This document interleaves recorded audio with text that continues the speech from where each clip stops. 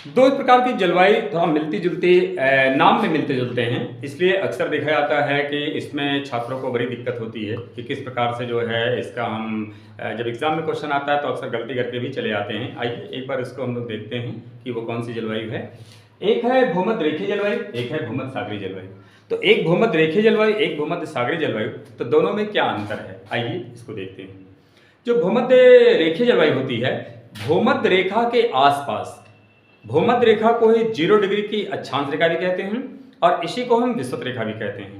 तो विषुवत रेखा या 0 डिग्री की अक्षांश रेखा या भूमध्य रेखा के 10 डिग्री उत्तर और 10 डिग्री दक्षिण में जो जलवायु पाई जाती है उसे हम क्या कहते हैं, भूमध्य रेखीय जलवायु कहते हैं।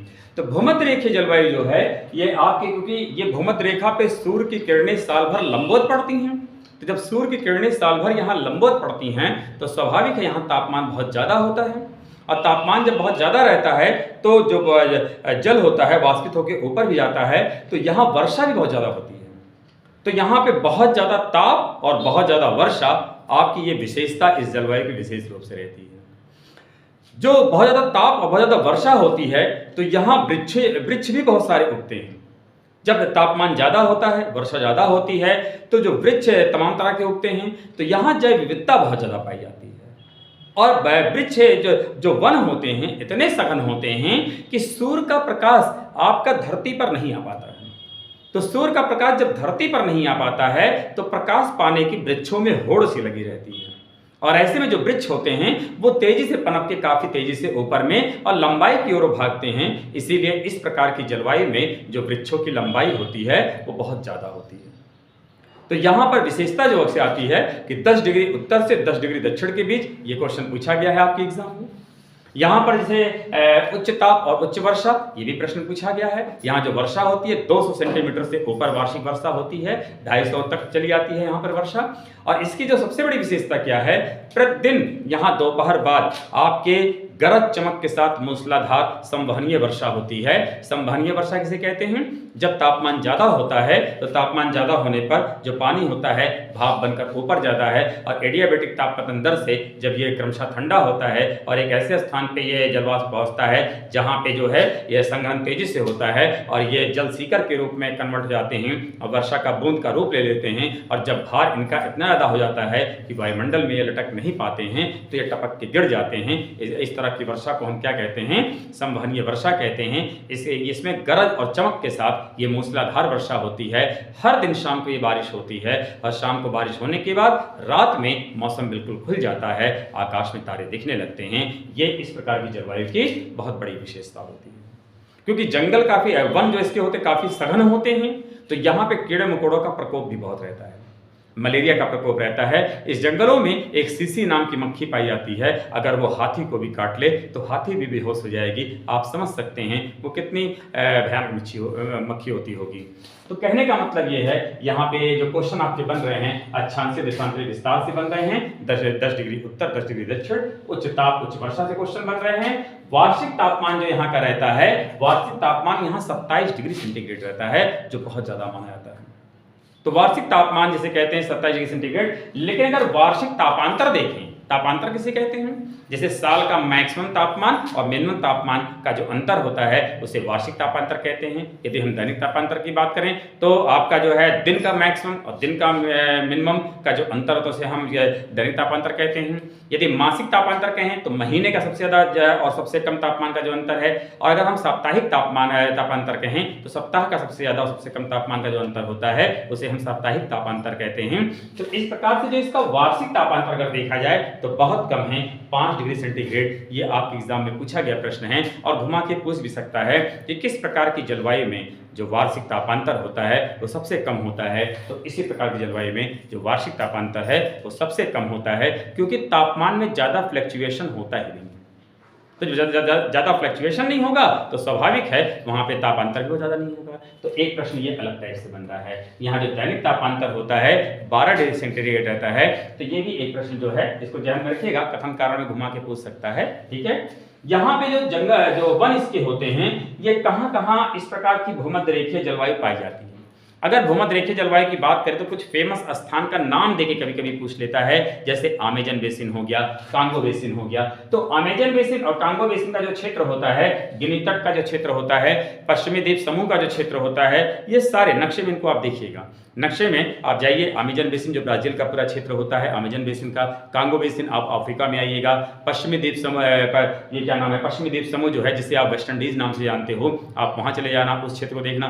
तो ये सारे, जब पूर्वी द्वीप समूह कहते हैं तो इंडोनेशिया का जो सारा आसपास का क्षेत्र होता है उसे हम क्या कहते हैं, उसे हम पूर्वी द्वीप समूह कहते हैं। लेकिन पश्चिमी द्वीप समूह हम उसे कहते हैं जो वेस्ट इंडीज का एरिया होता है, इसमें क्यूबा है, जमैका है, पोर्टोरिको है, हैटी है, ये सारे क्षेत्र जो आपके आते हैं ये पूरे पश्चिमी द्वीप समूह के अंतर्गत आते हैं। तो इन क्षेत्रों में अमेजन बेसिन, कांगो बेसिन, गिनी तट और पश्चिमी द्वीप समूह, इन सारे क्षेत्रों में आपके भूमध्य रेखीय जलवायु आपकी पाई जाती है। तो इससे भी क्षेत्र से क्वेश्चन पूछे जा सकते हैं। इस क्षेत्र को, क्योंकि यहाँ पे तापमान भी ज़्यादा होता है, वर्षा भी ज़्यादा होती है, तो आलस्य वाला क्षेत्र होता है, इसीलिए इसको एक नाम देते हैं। कभी कभी एग्जाम में पूछता है, कुछ एग्जामों में पूछा भी हुआ है, शक्तिहीनता का प्रदेश किसे कहते हैं। तो ये शक्तिहीनता के प्रदेश के अंतर्गत आता है। और जब शक्तिहीनता का क्षेत्र रहता है तो ये एरिया बहुत सर्वाइव नहीं करता, डेवलप नहीं हो पाता है। और डेवलप नहीं होता है तो ये अविकसित क्षेत्र होते हैं, यहाँ पे बहुत ज़्यादा नहीं डेवलपमेंट हो पाता है। हालांकि ब्राज़ील वगैरह दक्षिण अफ्रीका ने अब तो कुछ प्रोग्रेस किया है। जब आप इकोनॉमिक्स वाले चैप्टर में आते हो तो वहाँ एक शब्द आता है टेक ऑफ इकोनॉमिक स्टेज में कौन कौन से देश आते हैं। टेक ऑफ इकोनॉमिक स्टेज वो देश होते हैं जो विकासशील तो नहीं हैं लेकिन विकसित भी नहीं हैं, वो उनके बीच में जो होते हैं उन्हें हम क्या कहते हैं, टेक ऑफ इकोनॉमिक स्टेज के कंट्री कहते हैं। इसमें 4 देश आपके आते हैं, ब्राज़ील है, अफ्रीका है, चाइना है और भारत है। केवल 4 देश इसमें आते हैं। ये भी एक कॉन्सेप्ट है, इसको ध्यान दीजिएगा। तो कहने ये पूछा गया है आपके इकोनॉमिक्स में, टेक ऑफ इकोनॉमिक स्टेज में कौन कौन से देश शामिल हैं, ये भी क्वेश्चन पूछा गया है। तो ये शक्तिहीनता का क्षेत्र होता है। और क्योंकि यहाँ पे जलवायु आलस्य टाइप की रहती है तो इस प्रकार से अविकसित क्षेत्र रहता है, बहुत ज़्यादा इसका विकास नहीं हुआ रहता है। तो ऐसा क्यों होता है, अनुपयुक्त जलवायु की वजह से। ये जिसकी जलवायु है वो बहुत ज़्यादा अनुकूल नहीं है।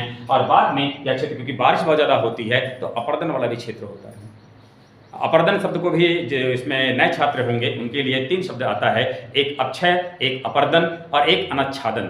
ये 3 शब्द आते हैं। तीनों शब्द का अर्थ समझ लेते हैं। अक्षय का अक्षय, अपर्दन और अनच्छादन। अक्षय का मतलब कोई चीज़ टूटी है, कोई चट्टान टूटी लेकिन वहीं रह गई, उसे अक्षय कहते हैं। लेकिन टूट के अगर बिखर गया, अब बिखरने के कुछ भी कारण हो सकते हैं, चाहे हवा से, चाहे पानी से, चाहे मानवीय गतिविधियों से, या किसी जानवर का पैर लगने से, या ढलान की वजह से सड़क के गिर गया है। मतलब अब जैसे कोई एक ईंट है, एक ईंट को आपने हथौड़ा मारा, वो टूट गया और वहीं रह गया, तो ये अक्षय हुआ। लेकिन अगर टूट के वो बिखर गया तो ये अपर्दन हुआ। मतलब अक्षय और अपर्दन में परिवहन शब्द का अंतर है, इस बात को ध्यान रखिएगा। लेकिन जब अक्षय अपर्दन को हम मिला के शब्द यूज करते हैं तो उसके लिए एक तीसरा शब्द आता है जिसे हम अनच्छादन कहते हैं। तो ये जो क्षेत्र आपका होता है ये अक्षय की समस्या से ग्रसित क्षेत्र है। आपके भारत के भूगोल में भी ऐसा क्वेश्चन मेन से ही पूछता है। अपर्दन प्रभावित क्षेत्र भारत में 5 क्षेत्र ऐसे हैं। और ऐसे ही आपके जो है कुछ नदियों का क्षेत्र है जो अपर्दन से बहुत बुरी तरह से ग्रस्त हैं। हिमालय का क्षेत्र है जो बुरी तरह ग्रस्त हैं, उनसे भी आपके एग्जाम में क्वेश्चन पूछे गए हैं। इनको भी थोड़ा सा ध्यान दीजिएगा। ये सारे प्रश्न आपके एग्जाम में कहीं ना कहीं घुमा फिरा के पूछे गए हैं। तो यहाँ पे जो आपका प्रश्न बनता है वह अक्षांश विस्तार से बनेगा, उच्चता वर्षा से बनेगा, दैनिक तापांतर वार्षिक तापांतर किसका सबसे कम होता है से बनेगा, कौन कौन से वृक्ष पाए जाते हैं, जैव विविधता किसकी सबसे ज्यादा होती है, जैव विविधता इस वन की सबसे ज्यादा होती है। लेकिन इसमें यह भी ध्यान दीजिएगा ये वन सघन जरूर होते हैं। ये वन के यहाँ पे जैव विविधता भले बहुत ज्यादा होती है लेकिन जो इसकी लकड़ियां होती हैं वो बिल्कुल अनुपयोगी होती हैं। मतलब ये आप इसको इस तरह कह सकते हैं कि ये जो आर्थिक दृष्टि से इनकी लकड़ियाँ बहुत उपयोगी नहीं होती हैं, एज ए जलावन लकड़ी के रूप में ही इसका प्रयोग किया जाता है।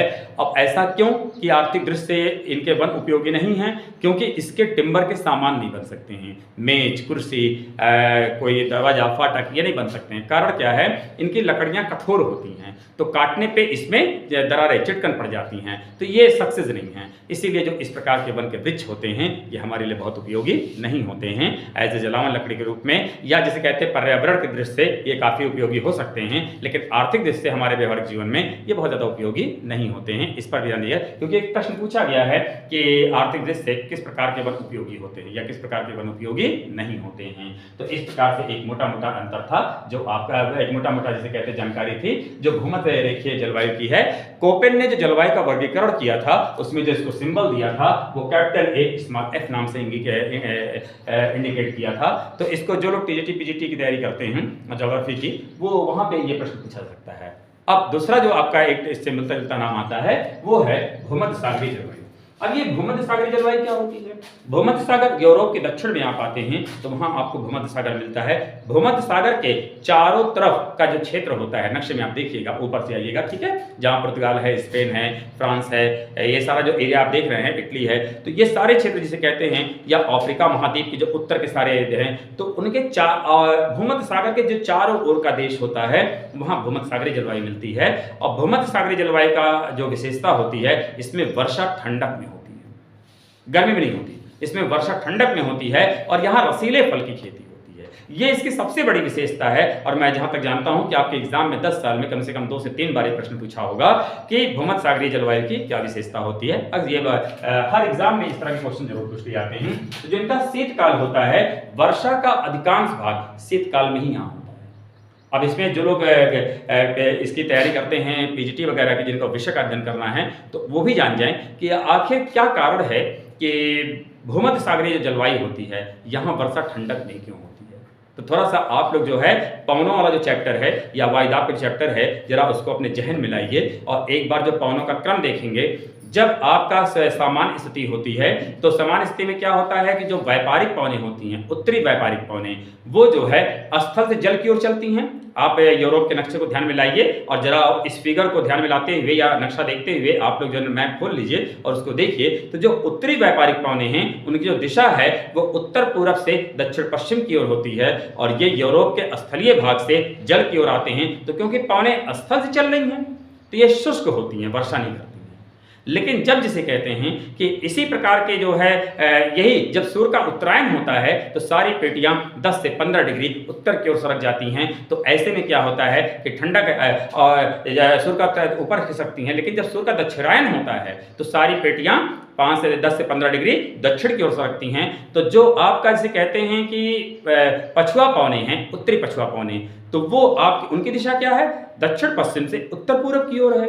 तो वहां से क्या होता है, सागर के जल को लेकर वो स्थल की ओर जाती हैं तो नमी युक्त हो जाती हैं, तो इसलिए वो बारिश करती हैं। इसीलिए भूमध्य सागरीय जलवायु के क्षेत्र में ठंडक के सीजन में वहाँ बारिश होती है और वहाँ रसीले फल की खेती होती है, जैसे चीकू, अनानास हो गया, संतरा, नींबू, जैतून। तो इन तरह के जो रसीले फल होते हैं वहाँ की खेती इसकी जबरदस्त रूप से होती है। और जो इनका अक्षांशीय विस्तार होता है, ये कहाँ से कहाँ तक फैलते हैं, 30 डिग्री से 45 डिग्री उत्तर, 30 से 35 डिग्री आपके उत्तर में और 30 से 35 डिग्री आपके दक्षिण में। तो यहाँ पर से कहते हैं कि ये आपके भूमध्य सागरीय जलवायु आपके पाए जाते हैं।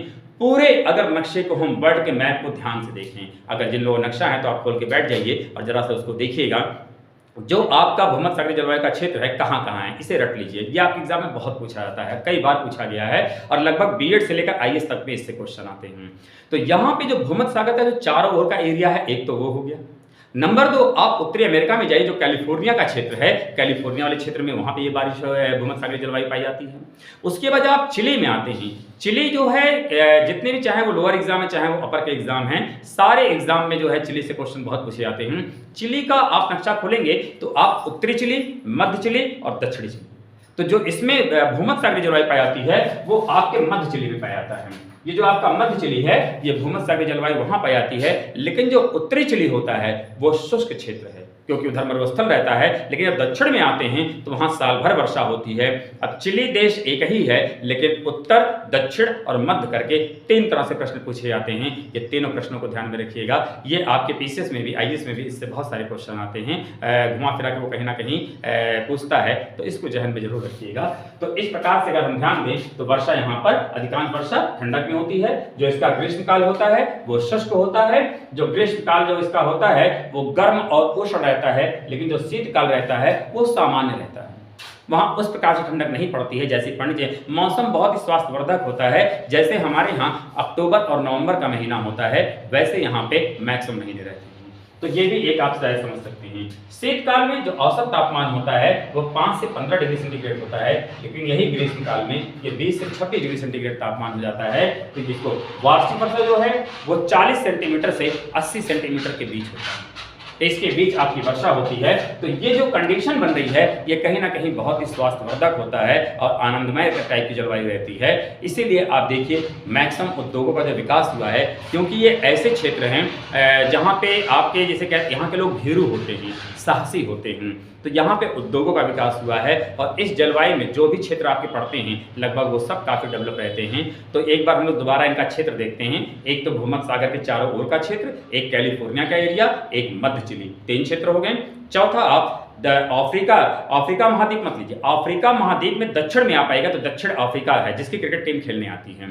तो दक्षिण अफ्रीका का दक्षिण पश्चिम एरिया और ऑस्ट्रेलिया का दक्षिण पश्चिम एरिया। तो इस प्रकार से अगर हम ध्यान दें तो आपका भूमध्य सागर के चारों ओर का क्षेत्र, कैलिफोर्निया का क्षेत्र, मध्य चिली का क्षेत्र, दक्षिण अफ्रीका का दक्षिण पश्चिमी क्षेत्र, ऑस्ट्रेलिया का दक्षिण पश्चिम क्षेत्र, ये 5 जगहों पर आपकी जलवायु पाई जाती है। अगर इनको फिगर को आप ध्यान में देखेंगे तो निश्चित यहाँ से क्वेश्चन आपके गलत नहीं होंगे। तो इन सब बातों पर फोकस करिएगा।